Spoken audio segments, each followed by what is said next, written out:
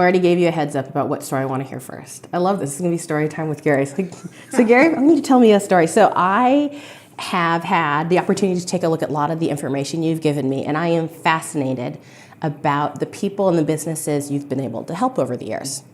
And one of the things that caught my attention is you shared a story with me about a business where you managed to find, was it $2 million? Mm-hmm.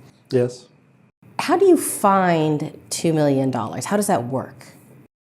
You just start out not knowing what you're looking for. You take a set of financial statements, like I did in this case, and you start looking at numbers, but there are relationships with the numbers. There's cause and effect. And so you look at things, and things just start to pop out. You know, why is this number what it is, and how does it connect over here? So in this case, the accounts receivable was about $3 million, and our line of credit at the bank was also $3 million, and it was fully exhausted. So there's a relationship there. So I dug in deeper to the accounts receivable, and I saw that it had been outstanding for 156 days. So someone owed us the money and hadn't paid it. So I was new, the new CFO, and so I just sent an email to the distributor, which happened to be in Europe at the time, and I said, hey, I'm Gary Aldridge, I'm the new CFO here. I was looking through our accounts receivable. Looks like you owe us about $3 million. Would you please pay us as soon as you can? It was very nice and short.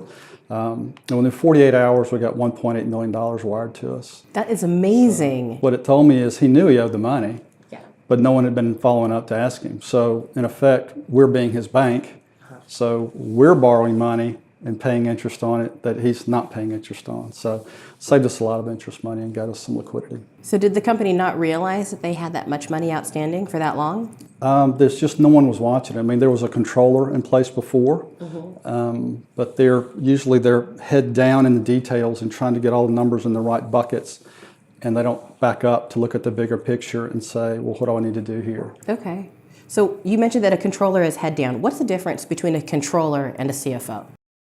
Controller is usually, like I was saying, is busy managing the accounting process of closing out the financial statements, recording all the income and expenses, getting the reports accurate and getting them out.